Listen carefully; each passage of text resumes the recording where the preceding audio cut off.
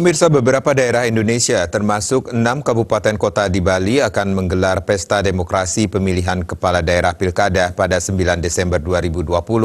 Seluruh pemangku kepentingan terkait harus saling bahu-membahu agar perhelatan politik di tengah pandemi COVID-19 ini tetap berjalan, tentunya dengan pelaksanaan prokes dengan baik. Pelaksanaan kontestasi politik di masa pandemi seperti sekarang ini jelas menjadi sesuatu yang tidak biasa.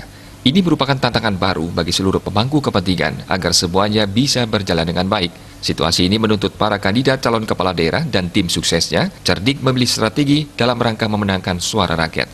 Pemilih pun harus lebih cerdas menentukan pilihannya di kala pandemi. Meskipun ruang pertemuan fisik untuk komunikasi politik antara calon dan pemilih sangat terbatas karena alasan jaga jarak dan menjauhi kerumunan, upaya untuk mengoptimalkan kualitas dan kuantitas partisipasi politik di Pilkada 2020 harus terus digaungkan. Peserta Pilkada bisa memanfaatkan media sosial sebagai media sosialisasi dan promosi bagi pemangku kepentingan dan masing-masing calon.